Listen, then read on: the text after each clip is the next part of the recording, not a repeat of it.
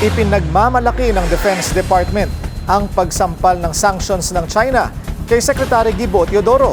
Di raw kasi ito punishment, kundi patunay ng kanyang serbisyo. Narito ang agenda report ni Joash Malimban.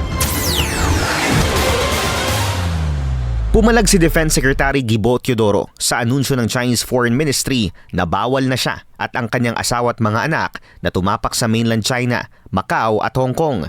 Dahil umano yan sa anilay irresponsible remarks ni Teodoro patungkol sa China na tila sumasabotahe raw sa relasyon ng bansa sa Pilipinas.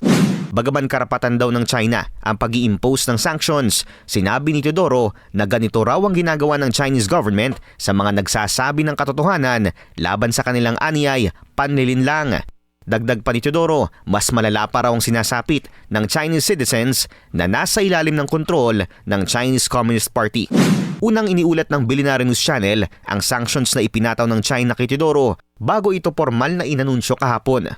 Sa programang At the Forefront ng BNC, sinabi naman ng isa sa pinakamaigting na West Philippine Sea Crusaders, former Supreme Court Senior Associate Justice Antonio Carpio, na dapat ay magkaroon ng isang reciprocal response ang Philippine government sa ginawa ng China.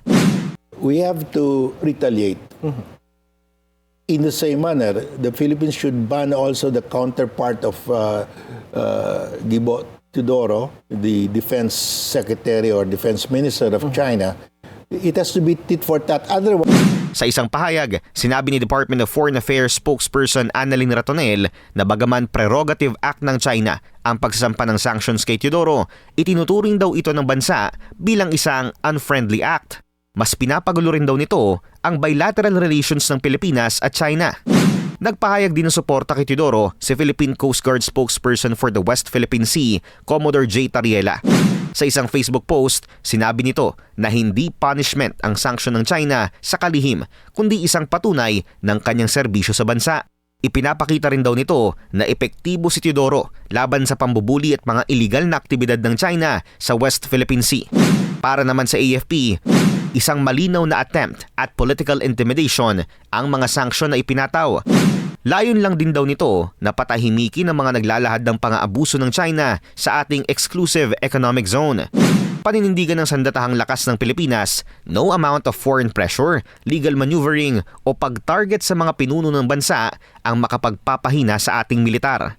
Tiniyak naman ng kalihim na patuloy niyang gagampanan ng kanyang tungkulin na paigtingin ang pagsusulong ng soberanya ng Pilipinas. Para sa Agenda, Joash Malimban, Billionaire News Channel. Manatiling nakatutok sa Billionaire News Channel. Sumubaybay sa aming social media accounts at mag-subscribe sa aming YouTube channel para sa mga eksklusibong balita at storya.